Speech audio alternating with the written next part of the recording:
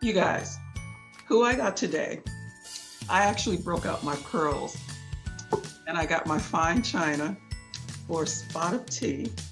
For who I have today is music royalty. And I've already told him I'm extremely nervous because I'm so excited for you guys to meet him. And I'm as usual, I'm more tongue-tied than ever for this one. So please welcome Mr. André Fischer. Yay! Hello, sir. Hello, wait, let me help you.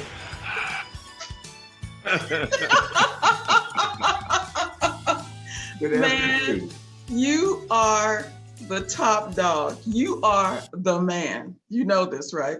Well, it depends on what city you live in. I'm quite sure there's some people out there looking for me for something. Oh man, this is just you are incredible. I've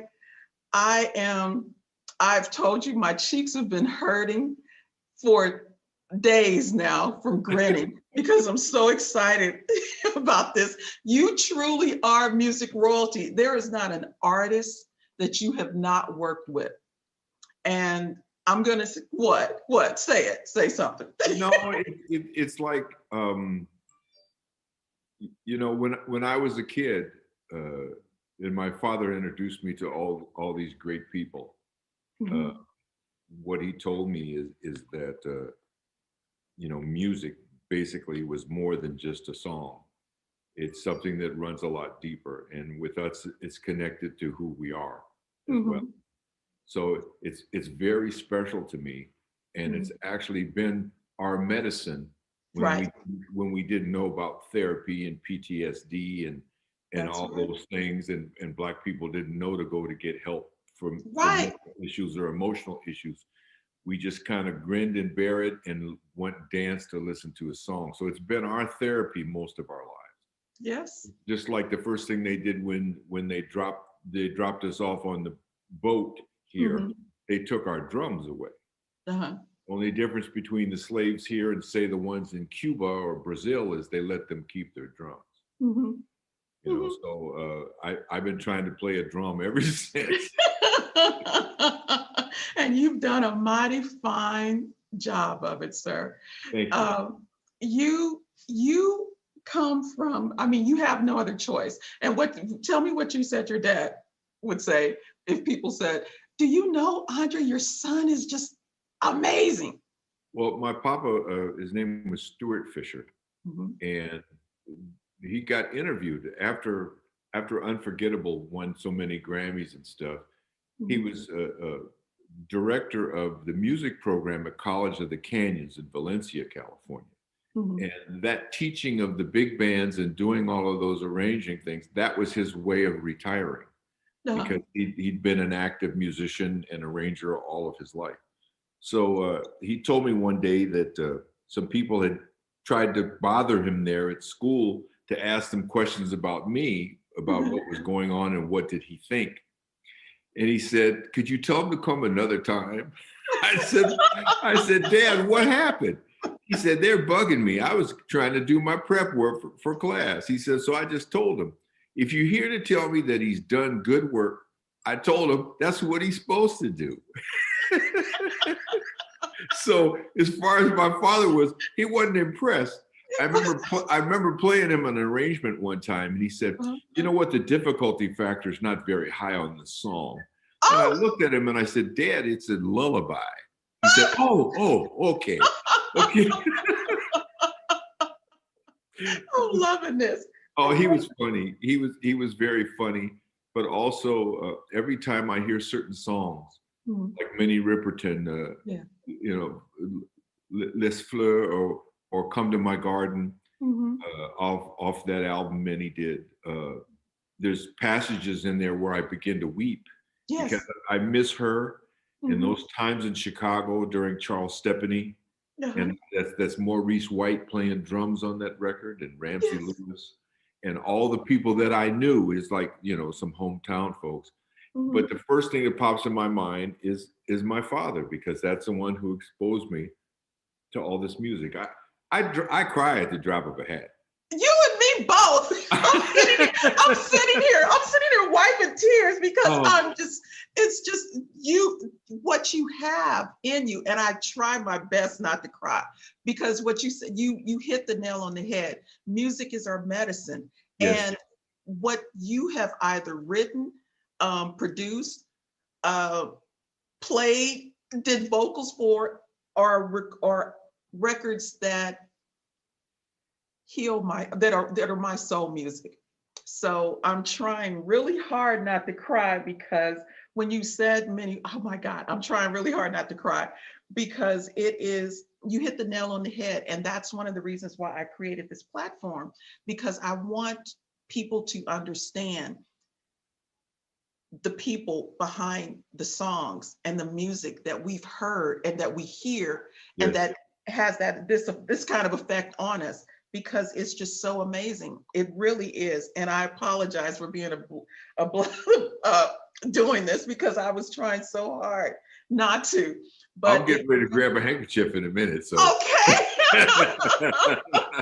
This is just amazing. You have no idea. There's not a song of yours that has not affected me in this way.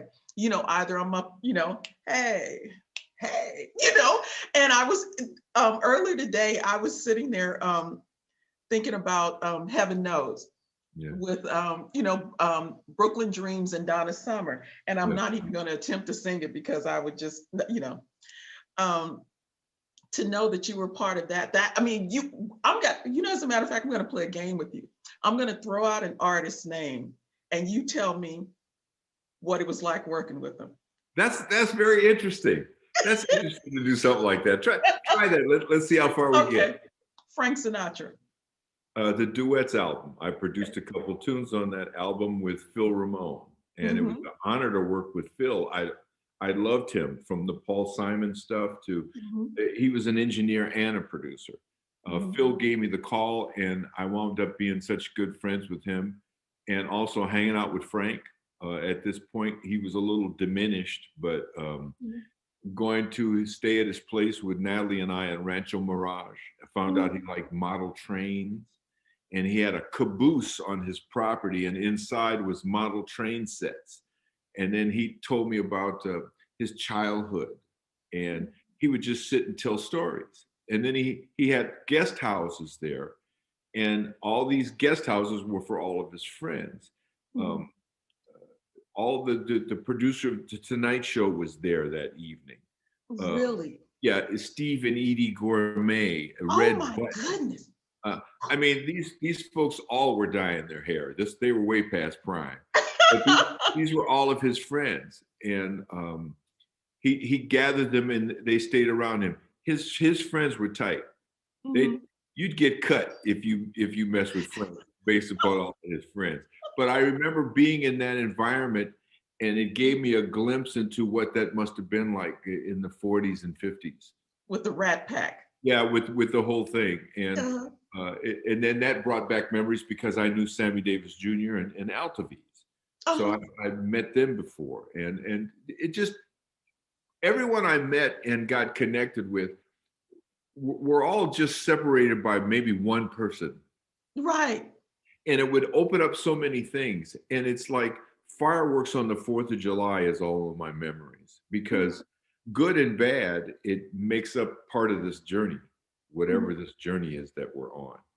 And I've been taught to believe in heaven, but I'm trying to make this my heaven right now before I go somewhere else.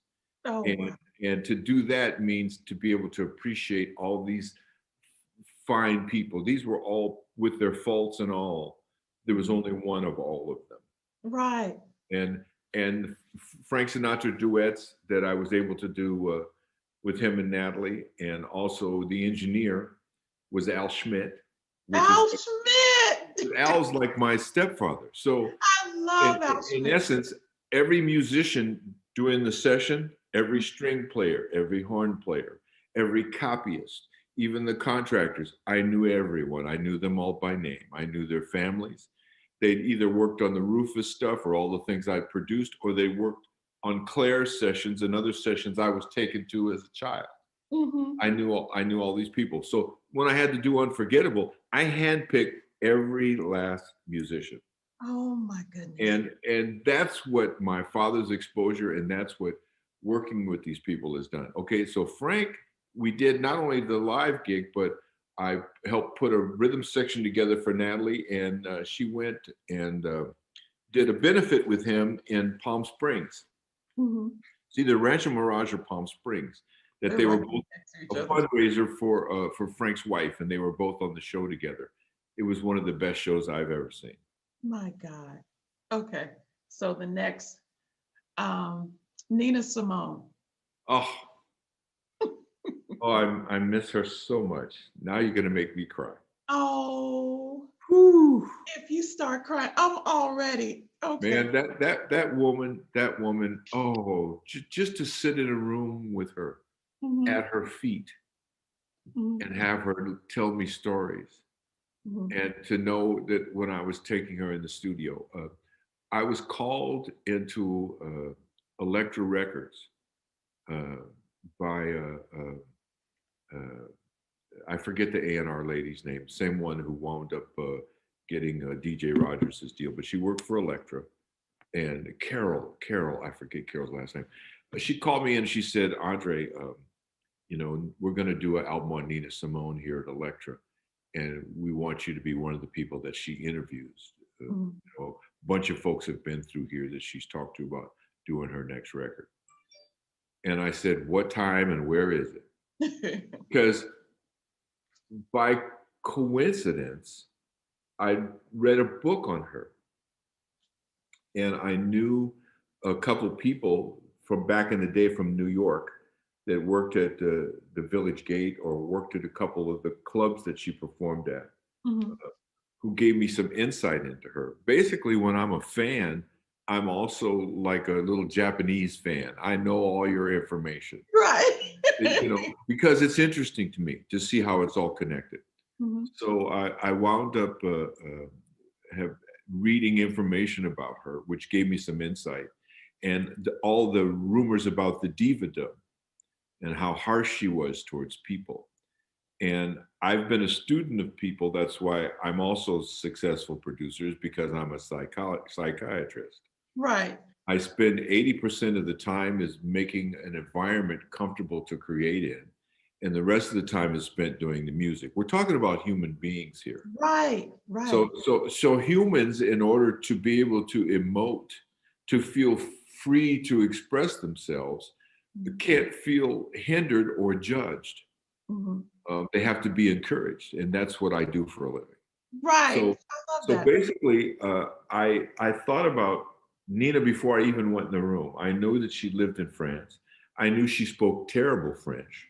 Her pronunciation was totally terrible, Uh-huh. and I knew that whatever it was that drove her, one of her biggest disappointments was when she was refused a chair in the music conservatory in Philadelphia when she was young. They refused her, and What? that affected her whole life. She was constantly trying to prove that you know, Good enough. I'm good enough. Yeah. But after a while, it wasn't I'm good enough. It was like, you know, I'm going to show you. So Right. there's a difference between the two. Mm-hmm. And sometimes the second one is it gets a little too intense. And as you get older, you have to drop some of the isms that you use to inspire you, and know that you're old enough now that you don't need all that baggage in order to do what you need to do. Right. Okay, so what happens is when I ran into Nita, when I walked in the room, I saw a couple of the other producers. They're what I call ass kissers. Uh-huh. They patronize. They will do and say anything. And basically, when you get in the studio, then it kind of becomes their show. Mm-hmm. So I walked in the room, and to me, I didn't see the diva. I saw a badass piano player. Mm-hmm. So my approach to Nina was as a fellow musician, not as a diva singer. And she immediately got it, and we immediately clicked. So what happens is that we start talking, and of course I speak French to her, Yes, you do. and she's like, her eyes perked up, And I said, okay, here comes the bad pronunciations. And she was so funny. Uh-huh. And we start talking, and we talked about people we knew in France Mhm. because I just spent 4 years in Paris and I toured all over France. I spent time in Aix-en-Provence where her house was. Mhm. So we had a lot of things we could talk about, and some European musicians. And we talked about Dexter Gordon. We talked about, all kinds of things. And we just had a time there, she and I. Mhm. And then she looked up at I think what I'm trying to think of the woman's name. Anyway, she looked up to whoever the people were in the room from Electra. She Mhm. said, "You don't have to send anybody else in here." Wow. She said, "This is him." Wow. And plus, Nina still thought she was cute too. She, she was beautiful. She wasn't cute, but she was winking and blinking at me, and I'm like, "Woman, I'm gonna call your mama." But we had good chemistry. That's And immediately after that, it's like I had to go. And it's like we both wanted to just hang out for the rest of the day. But as far as whatever happened in that meeting was strong enough that I never had to reiterate anything again, and to mm. make sure that it was happening. Or musicians are funny. It's like, well, let me call again to make sure that wasn't a dream. Uh-huh. Uh-huh. But Mhm. what happens is I can never. My father said, never be so enamored with someone that you can't do your job. Right. Okay, so he said, because at the end of the day, they have to shit, shower, and shave. Don't they? Everybody stinks. And he You said know? Sophia Loren's breath smells. Okay, so I said, Dad, but he would always give me these damn examples, but immediately it would hit home. Yeah. It's like he said, I was late for an appointment with him one time. And he said, every second you live, you die. He made me look at the second hand on his watch. He said, every second you live, you die. I hope that precious time of my life you wasted was not spent in folly. Oh my. And I looked at him and I said, Dad, I'm only 6. I love He it. said, he caught himself. He said, okay, we'll talk about this later. He always he would go there at a moment's notice. But it Uh-huh. wasn't like a penny saved, a penny earned stuff. It was deeper than that. Uh-huh. He would drop them lugs and you'd go, like it's hit you upside the head. And my Uncle Claire was like that. Uh-huh. They were two music nerds. Mhm. They both had, master's degree on the technical side, but Mhm. Claire played cello, violin, viola, piano, saxophone, vibes, drums. He spoke Brazilian, German, French, Spanish, Castilian Spanish, Oh which my. is the lisp one. That's the hard one. Yeah. And my dad was similar. Mhm. So it was hard enough to pass muster in my own family. So dealing with the outside world or what people thought of me, that shit never meant anything, because I knew I had folks at home that were badass. Right. My Uncle Claire could play a different song on each hand and hold a conversation with you. No. Their brains were strung differently. I'm sorry. No. I'm not there, but I understand it because I had to live with it. Right. Right. Okay, so Nina, the schedule gets set. I talked to a couple people who didn't know it was me she chose, and were upset that they didn't get chosen. And Okay. I didn't say anything. Mhm. Okay, I didn't say anything. So Mhm. finally that gets set up, and then I fly to Marseille, Mhm. and I take a car to her home in Aix-en-Provence, and I sit with her, and we're going to go over songs. And she has a couple eunuchs at her house with her. I call them eunuchs because they were neither gender, and basically they were her diva domination dolls, I call them. And they would do her bidding and run her bath, and I mean Really? that's how much they were into her. But then that's when also I found out that she was taking bipolar medication, which Mm. is very hard to find the right one for whoever it is. Mm. Plus drinking a couple bottles of Beaujolais on top of that. Uh, Smoking jetons, chain smoking jetons all day long. mm. I said, you have to cut your smoking down. Mm. You have to cut your drinking down. It will affect your voice. And I said, I don't need to record Arthur Prysock. She fell in the floor. She just thought that was the funniest thing. So we start going over songs. Mm. And she said, would I stay for dinner? And I said, not if you're going to yell at these two men all day long, because it makes me nervous. Right. I'm not used to that. She said, well, I promise. I said, okay, fine. Well, then we're going to have to cut down a little bit on the bubbly. And I said, because I want to get into this music. And so she was telling me she wanted the whole she wanted to sing in front of the whole orchestra. And I had an instant debate with her because I said, I don't know if you need to stand up, because that means I have to get another pianist to interpret the songs. And you play piano behind yourself. In other words, you give yourself what you need. Mm. Same with Brenda Russell. Mm-hmm. Okay, I arranged Brenda's album like the way she sang. Oh. And I listened to how she played the piano. She's left-handed. So that means her left hand, most left hands to keyboardists, is an incidental because they're so busy playing melody and chords with the right hand. Mm. What do you do with a left-handed person? Her bass notes are very important in the structure of her songs, and her cadence is based upon the way she plays. Oh. Okay, so what I had to do is if I did any other keyboard player other than her, I had to find someone who was like me, who can become a chameleon. Mm-hmm. I had to find someone who could match her style, but the way it felt, so she could get up.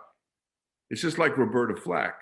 Mm-hmm. In the early days, it was hard for Roberta to stand up because she gave herself what she wanted. Mm-hmm. You know, Roberta opened shows for the Impressions at the Carter Barron in Washington, D.C. when I was with Curtis Mayfield and the Impressions. Wow.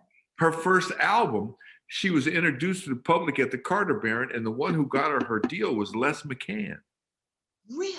Les was there. My mother sang in his jazz choir, and that's where I met Lou Rawls. He was playing with Lou Rawls at the Adams West Kabuki Theater. And it used to be the Adams West After Hours off of Crenshaw and Adams. Oh In my Los God. Angeles, when I was in junior high school, my mama would take me there for the after hours gig. Are you serious? Yep, and that's when she sang with Les McCann. And years later, I saw Les. He said, Andre, he saw me with Curtis. He said, I'm here introducing this artist I got signed to Atlantic, Roberta Flack. She was a school teacher at the time. Really? Yeah, and the drummer was her husband. This white guy was playing behind her. That was her husband at the time. Oh, believe me, you don't want to get started with me. I'll take you back. I'll turn your hair gray. So anyway, to finish up Nina, we go over songs. We talk about what we're going to do. I had a wonderful time with her there. We took walks. Oh. We took walks and we just talked. And she told me about her father, about when she went home, you know, after she'd, gone through the problems with her husband, the alcoholic policeman husband, after she'd, left Earl Barrow, who was her lover, who was the prime minister of Barbados. She went home to visit dad. Now, this is after Earl Barrow had passed away. Yeah. Okay, when he had called her and said, I'm divorced, come back to Barbados. She packed her bags, and the next day he died of a heart attack. So there's quite a few men in her life. There's been tragedy, and she blames herself. And what happens is she went home, and she checked in, of course, the fanciest hotel. And of course, when she was a child, Black people couldn't stay there, so she got the suite. Called for the dad to come see her. Well, the dad wasn't coming to her, but she didn't know that he was ill. I think it was the 4th or 5th day of her being there, she finds out that he's sick and he passed. So after that, there were stories about her going to psychics and people she was trying to contact him to say goodbye, which is a true story. Yeah. Okay. She was at her wit's end. And it's first the rejection in Philadelphia at the music school. to be encouraged where she was by the white lady who helped her with her music, and for everybody to like her, but yet that one place that meant something to her, she couldn't get in. Mm. And then the men in her life, and then the police, the gentleman who became the manager and became alcoholic and violent with her, then her having to go to Barbados, then her living in Ghana with Miriam Makeba, and she had another man she met. A black man had a plantation, and she went to drop her daughter off in Montreux in Switzerland at a boarding school. And when she came back, there'd been some upheaval, and that man had been killed. Oh my Lord. So that man, Earl Barrow, her father, certain tragedies that had happened with her. So that's what I'm dealing with. That was the person I was dealing with all of these things pulling at her.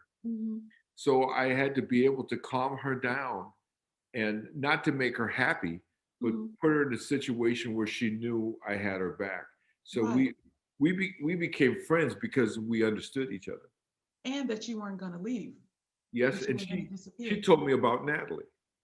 She's hung out with me and Natalie for a couple periods of time, and she called me on the phone the next day. At that period of time, I was I was at MCA Records as senior vice president of A&R there. Yeah. I took that gig after I did Unforgettable, and I did Tony Bennett's album after that. Yeah, that's what I was going to ask you about next. Well, I should.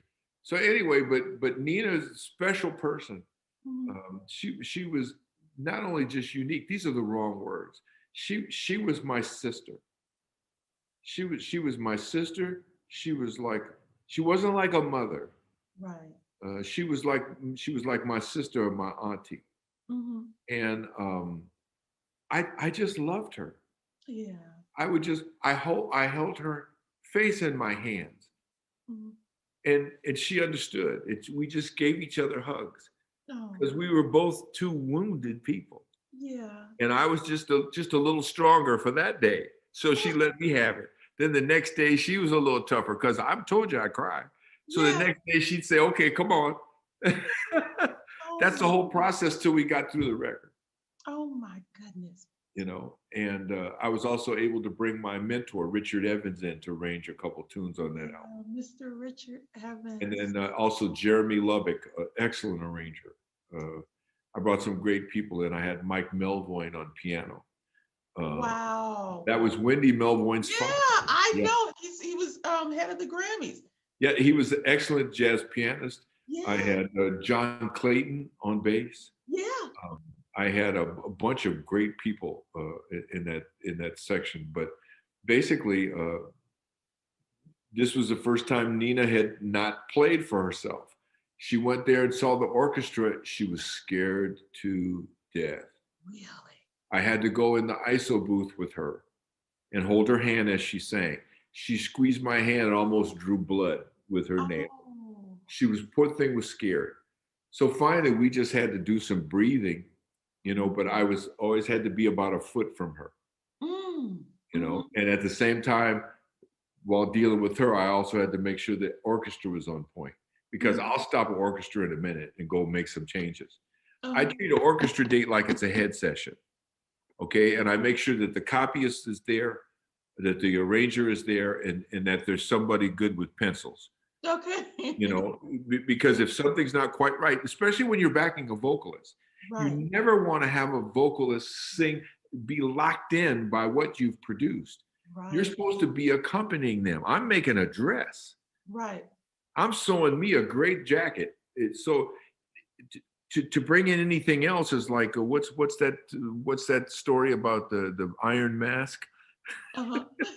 No, we're not doing that. So that's also why I've only done vocalist, and it stems from my mother. My mother would sing when I was a child, and she'd be singing in the kitchen before she had to get ready to go do a gig, and made me play brushes on a magazine to accompany her. Oh my goodness. She did not want this. She said, "Don't start with the sticks." She said, "Go with the brushes." She said, "Make it sound like you're frying eggs." And then we trade fours. We do fours with each other. And that's when she told me, she said, playing is like speaking.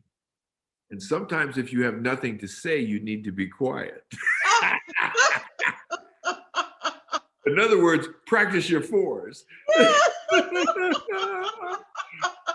Oh, my parents, boy. But between my mom singing and writing songs and my dad arranging, composing, and playing and always being a band manager, I think that band manager gave me this aura as I grew up amongst my peers. It's like, give it to Mikey, he'll eat it. Yeah. Well, no, let André do it, and it's like, sometimes that's good to know that people have entrusted you, right. But it gives you a whole lot of damn work. Oh, you're wearing a whole lot of hats. Yeah, it's like everybody says, okay, we'll do it, André. And I'm like, well, where are you guys going? Well, we're going to lunch. What? It's just like the Rufus records when I used to mix those. The engineers became irrelevant because they were just there to give us the technical aspect of running buttons.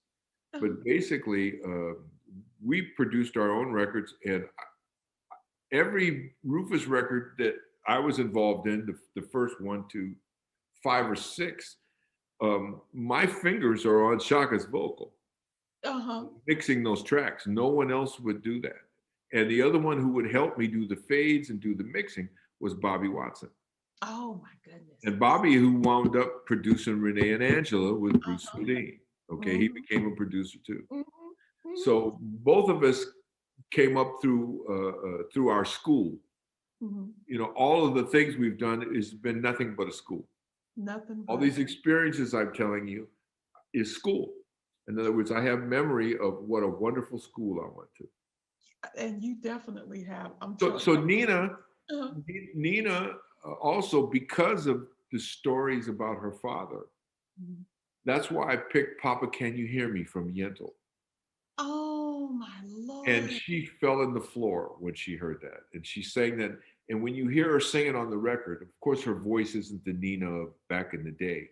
But there's so much she had to not cry while she sang that song, because those words meant a lot to her. Yeah. And it was just, what an experience. Working with a lot of the people, especially with Nina, there was an experience. That wasn't a job. That was an experience that lasted my lifetime. Right. And it's us. It was us. It's like you can't escape it. Every time we'd go on Soul Train, I'd see them young people dancing. I'd say, "Where am I, in Kenya?" What? It never leaves. You give it an opportunity to flourish, because that's the only way we've been able to endure. Right. Okay. Tony Bennett. Oh God. That's the man. I have this picture of Tony Bennett that from the Grammys. I had taken my son with me, and we were just walking down the street to go into for the taping of the Grammys. Yeah. And here comes Tony Bennett walking towards me, and life as I knew it stopped. And he's just walking like he's not Tony Bennett. And I'm just like, are you serious? And so I went, excuse me, sir. And I asked if I could take a picture with him and my son, because I wanted my son, I was going to explain to my son who this man is. And I wanted him to have that picture for the rest of his life. Yeah. And Mr. Bennett's lovely wife said, I'll take a picture of all 3 of you. And I remember going, me with Tony Bennett? That is one of my, I treasure that photo to this day. So please. And he was as nice as pie. I'm a fanboy too. Yes. But I'm usually a fan for about 5 minutes. Then I have to go into, don't get silly now, André. Yes. Okay. So Tony, I got a call from Donnie Einer from Columbia Records, or CBS Sony, or whatever they want to call it. And basically the call is I'd already done Unforgettable. And I was getting calls to produce a lot of dead people, and to put things together, and Patsy Cline, and just, you know, Mm. all kinds of things people wanted to put together. But they were calling me for traditional pop, which was pop from the, you know, 50s, 60s. Mhm. People forgot I'd done all these other things. Mhm. So it's like whatever you're popular for the minute, that's what you get calls for. Right. So he was calling me, and we had a private conversation. And the conversation is that they were going to drop Tony from the label. Oh. Although they wanted to keep him as an icon, they felt that the money that had been advanced Mhm. was beyond whatever he could recoup if he ever did a new record. In other Mhm. words, if that new record wasn't a smash, it was like they were Right. just keeping him around because he was an icon. Right. And I'm like, yeah, but it'd be different if he couldn't sing. Right. Okay, it's just like Patti LaBelle or Gladys Knight. They will sing before they send him to the hospital or put him in the coffin. They're going to sing a note. Okay, Okay. all right. So to the last drop, that's what those people would do. So anyway, I said that interests me, but I start thinking. I said, well, here's one more older situation you're getting ready to do, Mhm. and you've established a career, but this is going to kind of take you to the left. Mhm. And I thought about it, and then I went and listened to I Left My Heart in San Francisco. Then I listened to some of the songs I listened to when I was in high school. Uh-huh. So to me, the only reason to do Tony wasn't for the company's reason, it was out of respect. Right. So I said, I have to do him out of respect. Mhm. So when I called to talk to his son, who was his manager, Danny Bennett, Mhm. Danny said, by coincidence, Dad's out in Los Angeles. He Mhm. said he's going to be at an art gallery in Beverly Hills that I think may have some of his sketches there. Because, Mhm. my dad draws and he paints. Mhm. So he said, go see if you can talk to my dad, there, because I think the day after he's going to be up in San Francisco at the Fairmont. Mhm. Okay, so me, I jump in the car.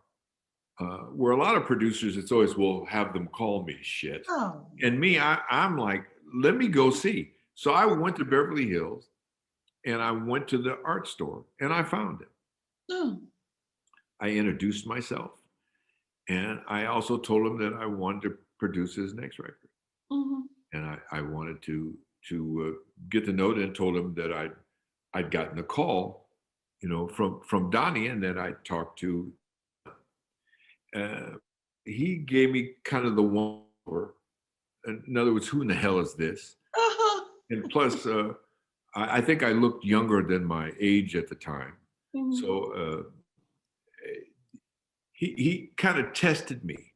And Mhm. that if I wanted to have further conversations, because he had to go, if I wanted to have further conversations, I could meet him for lunch the following day in San Francisco at the Wow. Fairmont. Uh-huh. So I'm like, damn, I got to go to San Francisco to have lunch with this cat. Okay, well, the next day at the Fairmont, guess who's there? You. Having lunch with Tony. Uh-huh. So we talked about it, and he wasn't quite sure how he wanted to go with it to do the next record.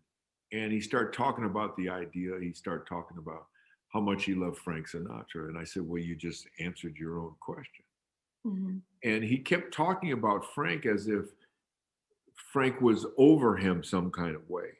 Mm. And for me, I usually got more emotion out of Tony Bennett than I got out of Frank. Mm. Frank was a stylist. I loved it. But as far as more emotion, I got out of Tony when I was a kid. Uh-huh. So I told Tony, I said, oh, no, Mr. Bennett, I said, what would be perfect homage to Frank would for you to sing those songs that really struck you that were his. And he Mhm. agreed. So he talked back with his son. And that's when they came up with the idea of doing Frank's tunes. Oh my goodness. And he had Ralph Sharon as a keyboard player. He Mhm. had Joe LaBarbera, who was Bill Evans' drummer, playing drums. And I forget the bass player's name, red-haired guy, excellent bassist. And they were wanted to record it at a certain studio in New York. But what I knew from talking to the company, the budget wasn't very large at all. I mean, Mhm. it was very low, Mhm. to the point that they couldn't pay my production fee, the price I would charge. Mhm. And I was below most people because I never fluctuated. Because Mhm. if you're Narda Michael Walden and you charging 50,000 for a song, Mhm. 6 years from today, ain't nobody calling you. They're not going to pay that price if the phone does ring. So Right. you have to find a happy medium Mhm. because they can't pay you to do a good record. They can only pay you for your time. You Right. can't pay me to make a great record. Mhm. I'll send you to my dad. Mhm. That's what he's supposed to do. So finally, I wound up also having a problem because he wanted to use Frank Lako as the engineer. Now, Frank Lako had been the engineer on I Left My Heart in San Francisco. Mhm. But Frank had prostate cancer. Mm. He didn't get out very much, but I found a way to work it in. I brought my own engineer, Woody Woodruff, who helped me work on Carl Anderson and Uh-huh. quite a few other albums I did. And Woody I stole from David Foster. He worked for David Foster. Yeah, I saw. So Yeah. also Woody worked on the Unforgettable album as well. Mhm. But what happened is I took Woody to New York with me on my own dime. I paid for my own hotel. I, Mm. I took a cut and fee, Mhm. and basically they couldn't even pay my whole fee. But what I did is I charged them double points. Uh-huh. Instead of standard production royalty, I charged double that because Right. there was barely any money involved. I was having to spend money to do the record. Mhm. You got on the And back end. That's then right. I got another recording because a couple of the studios mentioned were too expensive. So I found a place called Clayton, which I knew was a great studio, but I also knew that if they didn't do something soon, Clayton was going to go out of business. Mm. What the good part about that was is they would take a flat rate. Ah. Okay, so what I did is I worked a good rate, Mhm. and basically we started doing recordings, and I immediately befriended the musicians Mhm. because they were a little intimidated by Tony, especially the drummer. Ah. And Mhm. you never want to have an intimidated drummer because that's kind of the spark. Mhm. So I wound up spending a lot of time building them up Mhm. and doing my psych talk with them. Uh-huh. And also with Frank Lako at the board, I put two pieces of red tape down, and the buttons he was turning was the mix and the EQ to the headphones. Mhm. He wasn't doing anything else. My Mm. engineer, Woody, was sitting off to the side at the tape machine, and we recorded through mic pre's directly to the tape. Mm. So Woody had it set up that we didn't have to use the faders. Oh, wow. Well, we learned that from Al Schmidt. Okay. Oh, my goodness. All right. So Woody's over there recording Mhm. and doing a great job, but the engineer that Tony sees is Frank Lako. Uh-huh. Uh-huh. So psychologically, he's comfortable. Uh-huh. And Tony, you don't have to get Tony to sing.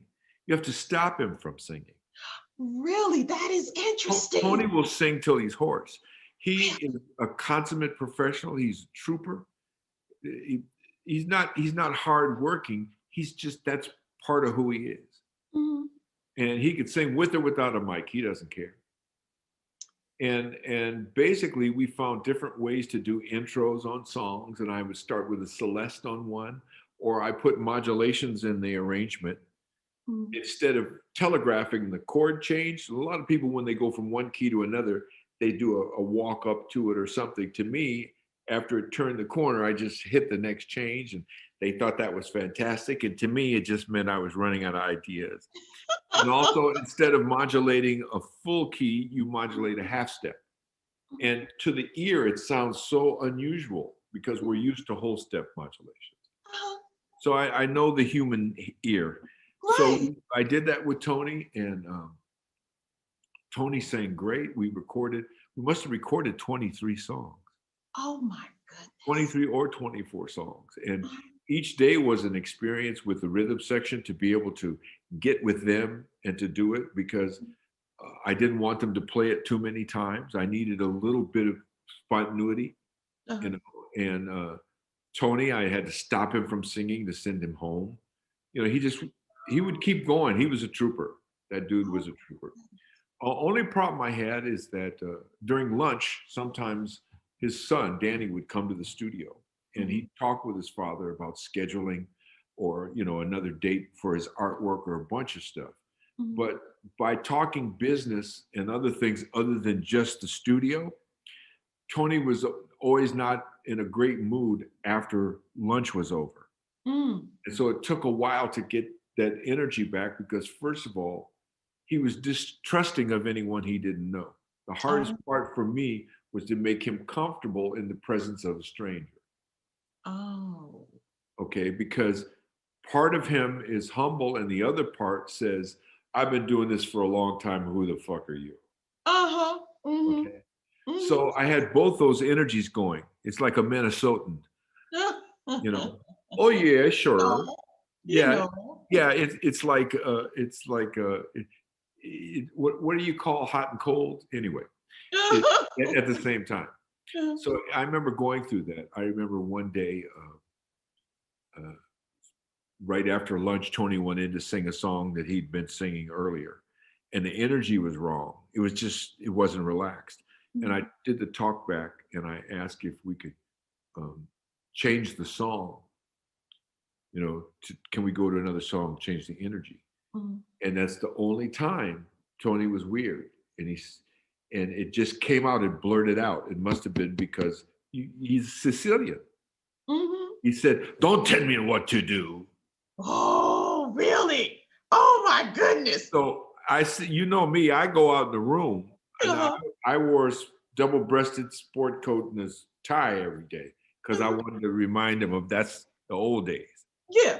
So I go out in the room and I take off my coat, get close to him, and I go, "Ole!" He didn't think that was funny at all. Okay? So Tony was pissed. And I looked at him and I said, either we deal civilly, or I said, I'm through, because the only reason I'm here is out of respect to a memory from high school. Oh. So I booked. Yeah. I looked at the engineer. I said, wrap the tape up, put it on the shelf. I'll see you at the hotel and the bar for drinks. Leave. We put the tape away, turned the light off. They were still out there in the room. No. So I go to the hotel. I meet Woody, and we're drinking gin and tonics and saying, we're not putting up with that shit, because here I am footing the bill anyway because they couldn't pay for anything. That's how low his budget was. So finally, I get a call around 3 a.m. I don't remember the exact time, but I know it wasn't early. It was Tony apologizing. And after that, I knew that was good dude. Anybody could turn his thing around, for whatever the reason, was cool. So I remember going to talk to him over where he stays. There's a place that he stays in Manhattan when he doesn't go all the way home. And so I remember talking with Tony and drinking some wine. And basically we were back in the studio and we finished. And I mixing quite a few of them, most of them in Los Angeles. And matter of fact, we did some at Westlake. And right the next studio over, there was Bruce Swedien. So what are you working on, Dre? The big Swede with his mustache. Yes. And I remember doing Tony, but I also remember spending whatever producer's fee I made to pay for all the expenses. And the smart thing was that Danny was friends with Bob Guccione, and Bob Guccione's son, who was the editor of Spin magazine. Yeah. And he got articles for his dad in there and got him on MTV. Really? Not the record, but just Tony. So then when the record came out, the association with him being current was better. The album went gold and it won a Grammy. Okay, yes, so my gamble was good. It was good. You did. And me putting up with the bullshit made sense. It was good. And also, I appreciate Tony a lot. Again, is another complex human being. Regardless what people think of him, that's a man who's been through a lot of things, good and bad. Yeah. And we're people. So when I tell these stories, it's not with malice. It's like that shit happened. Yeah, you're showing a but real. out of it, what saved us all through all these situations, that one too, was the music. The music became the point. Uh-huh. Not me, not you, but it. Hmm. Okay, so that's the way I've clarified many things in my life. Yes. Okay. All right, I got another one for you. James Taylor. James, I know because I've been in the studio with him, not working for him. Oh, okay. James, I know through Lela, his bass player, Hmm. and I know him through Arnold McCuller and David Lasley. Hmm. Arnold McCuller is a background singer and lead singer, excellent vocalist. Hmm. We sang with Phil Collins and James Taylor for 30 years. Uh-huh. Okay, was their main background person, and Okay. I remember going I know to. exactly who you're talking about too. Yeah, Just kidding. I know exactly who you're I talking remember about. going to a recording date. I remember hanging out with James. I remember talking with him. We talked a lot. Mhm. We talked a lot about Bearsville, which is a studio in northern up in New York. Mhm. Bearsville was a recording studio that a lot of artists recorded at, and a lot of people during the hippie days and during the time of Hair on Broadway were Uh-huh. all living in Woodstock, or not Woodstock, but what's near Bearsville. I forget where it is, but Mhm. um, the guy who owned Bearsville and the recording studio, his name escapes me. To come back to me in a minute. He was Bob Dylan's manager. He's the Mhm. one who negotiated Bob's deal with CBS Records, and Oh. and got him more than any other artist had ever gotten, because before before him the artist was just a commodity and dealt with that way. Mhm. But with that contract, it made the artist the star. Mhm. He got controlling rights for the artwork and for content and approvals and all kinds of different things. Mhm. I forget his name. He owned Bearsville Recording Studio. He also helped Todd Rundgren. He had Uh-huh. a lot of people up there that used that studio, and that he was responsible for. Albert Grossman. Okay. Okay, Okay. Albert Grossman. Albert Grossman wanted to see me one time. I was staying in a hotel in New York. He said, "I'll send a car for you Uh-huh. and bring you up to Bearsville." You know what he sent? What? He sent a stretch Pinto. I'm serious. Have you ever seen a stretch Pinto? I can't This even was this was a stretch Pinto, and I drove to Bearsville because at the time, one of the vocalists from Chic. imagine. This is after the two they'd let go of the two main vocalists, if you Yeah. remember. Uh-huh. Well, one of them wanted to do a record. She was dealing with Grossman, and May recorded it at Bearsville. So he wanted to talk to me to see what it would involve, actually how much, to have me come up there and put something together for her. He was Mhm. trying to get it for nothing. Oh, wow. So, Mhm. well, Albert, I mean, but that's how Albert did things. He got, Mhm. publishing, and, he got all kinds of stuff. So back up. So that's whole crew, and even living up there, I think even Michael Franks, there was a lot of people lived up there. Mhm. Um, the drummer from Rhinoceros. I mean, there's all kinds of, there was a real artist community up there. Mhm. But that was during the James, when I would deal with James Taylor. And plus I knew all of his support musicians. Uh-huh. James I've always been a fan of, and we'd see each other at some awards places, or anytime he did a concert, I was there. And Right. I was always able to get a seat right up front or sitting on the stage. Right.